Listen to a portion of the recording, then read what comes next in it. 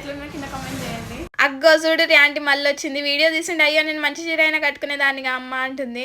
ఇంకా నెక్స్ట్ రోజు మంచి చీర కట్టుకొని వచ్చి హాయ్ చెప్తుందా. 2 రోజులకు ఒకసారి వస్తుంది. వచ్చినప్పుడల్లా ఒక పండు టేస్ట్కి ఇచ్చి బాగుంటేనే తీసుకోమని చెప్తుంది. అయినా ఆంటీ కూడా పండ్లు మంచిగా ఉంటేనే తీసుకోమని చెప్తుంది, లేకపోతే లేదుగా. ఇక ముచ్చట ఏంటంటే మామిడి పళ్ళతో సాహసం. బ్యాక్గ్రౌండ్లో మస్తు నాయిస్ వస్తుంది కదా, కొంచెం అడ్జస్ట్ చేసుకోండి. సారీ. కింద ఒక వీడియో ట్యాగ్ చేస్తా చూడండి, అది మస్క్ మిలాన్ ఐస్ క్రీమ్ది. అప్పుడు కూడా ఇదే టీషర్ట్ ఉంది, ఇప్పుడు కూడా ఇదే టీషర్ట్ ఉంది. నేను ఏం డిసైడ్ అయినా తెలుసు, ఐస్ క్రీమ్ చేసినప్పుడల్లా ఈ టీషర్ట్ వేసుకున్నామని. ఎందుకంటే నాకు అనిపిస్తుంది అరే అది ఆ రోజుకి ఆ టీషర్ట్ వేసుకున్నప్పుడు ఫ్లాప్ అయిందా ఏమో అని. అందుకే ఇప్పుడు మళ్ళీ ట్రై చేస్తున్నా.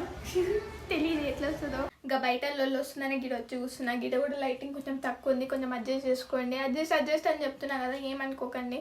కొన్ని టైమ్స్ అడ్జస్ట్ అయితేనే కదా కొన్ని దొరుకుతాయి.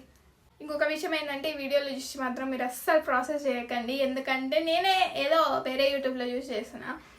నాకైతే నమ్మకం లేదు. ఎందుకంటే వాళ్ళు 10 స్పూన్లు ఏమంటే నేను 20 స్పూన్లు వేసి పెడతా. నేను ఎంత జాగ్రత్త పడ్డా కూడా అంతే. ఇంకా అందుకే మీకు ముందుగానే చెప్తున్నా.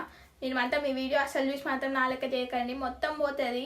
ఇప్పుడు ఏది ఎట్లా వస్తుందో నాకైతే తెలియదు. చెల్లి చేసేద్దామా ప్రాసెస్. సగం మీ కార్న్ఫ్లోరే నేను చేసేదాన్ని జడగొడుతుంది. ఎక్కువ వేసినా కష్టమే, తక్కువ వేసినా కష్టమే. దీంతోని వీడియోలలో చూసానేమో గింతే ఉంటుంది ప్రాసెస్, ఏమో చేస్తుంటేనేమో సాగిపోతూనే ఉంటుంది. మళ్ళీ చేసిన వెంటనే తినొచ్చా అంటే తినొద్దు, ఒక రోజు ఆగి నెక్స్ట్ రోజు తినాలి. అది మంచిగా వస్తేనేమో సరిపోయా, లేకపోతే దీని అమ్మ ఇంకోసారి చేయొద్దంట. మళ్ళీ ఏం కాదు, ఒకసారి అట్లా అయిందని మళ్ళీ ఎప్పుడు అవుతుందా అని మళ్ళీ చేస్తూనే ఉంటా. ఒంట్లో చక్కెర ఎంత ఉందో తెలియదు. ఇక చక్కెర తక్కువ వేసుకుంటేనే బెటర్గా. అయినా మామిడి పళ్ళలో చక్కెరే ఉంటుంది, ఇంకెందుకు. ఇంకా ఓవర్ నైట్ ఫ్రిడ్జ్లో పెట్టి తీస్తే ఇక రియల్ ఐస్ క్రీమ్ లెక్కనే ఉంది కదా. బయటంగా చూస్తే భలే ఉంది కదా, తింటే ఎట్లుంటుందో ఏమో నాకైతే.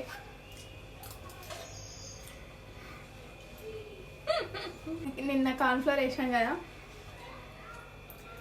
ఆమె 1/2 లీటర్ పాలకు 1 స్పూన్ వేసింది. నేను ఎంత వేసినా తెలుసా, గిన్నెని పాలకు 1 స్పూన్ వేసిన. పిండి అయింది, మరీ అంతేం కాలే. కానీ దీన్ని ఏదో ఒకటి చేసే వరకు మళ్ళీ, లేకపోతే మా అమ్మ చూసిందనుక దిబిడే నాకు. చూడు ఇంకా పడతలేదు. నేను 5 నిమిషాలు బయట వేసిన, అయినా కూడా కరగలే. పైన ఐస్ అట్లనే ఉంది. గిది సక్సెస్ అవుతుందని నాకు కూడా నమ్మకం లేదు. నేను ముందే చెప్పినా కదా, గిది అంత కాని పని అని. మనకి ఏదో ట్రై చేద్దామంటే రామ్కే వాళ్ళు ట్రై చేసినావా లేదా అంతే ట్రై చేసినాం. టీషర్టే అంటున్నట్టుంది, నేను ఏం చేసినా అంతే ఫెయిల్ అవుతుంది. మనకి ఐస్ క్రీమ్ రాక మనం టీషర్ట్ మీద దొబ్బుతున్నాం. నేను ఇట్లా మాట్లాడుతుంటే ఎట్లుంది తెలుసా, మోడల్ సూపర్. మనము ఇప్పుడు ఏం చేయాలంటే ఇల్లు మొత్తం రైడ్ చేయాలి, ఇంట్లో ఏమేమి ఉన్నాయని. ఇంట్లో ఏం దొరికితే అవి ఇల్లు పూసేద్దాం. తర్వాత ఎట్లయితే అట్లా తిందాం, మంచిగా ఉంటే. లేకపోతే బయట పారేద్దాం మా అమ్మ ఇంట్లో. సరేనా, ఎంత రైట్ చేసినా ఇంట్లో దొరికేటివి అయితే ఉప్పు కారాలే కదా, అవైతే స్వీట్లు వేయలేముగా. ఇంకా నేనైతే నాకు దొరికినవి అయితే పాలు, నీళ్ళు, ఇంత చక్కెర. నేను చేసే పనులన్నీ గిట్లనే ఉంటాయి, అందుకే మా అమ్మ తిడుతుంది నన్ను. అది చేసినప్పుడు కొంచెం టేస్ట్ చూసినప్పుడు బాగానే ఉంది. అట్లా గడ్డగట్టినాక కూడా ఐస్ క్రీమ్ లెక్క అయినాక కూడా బాగానే ఉంటుందిలే అని ఏం చేసిన తెలుసా, ఇంత కకృతికి పోయి 3 గిన్నెలలో 2 కుండలు ఒక పెద్ద గిన్నెలు వేసి పెట్టిన.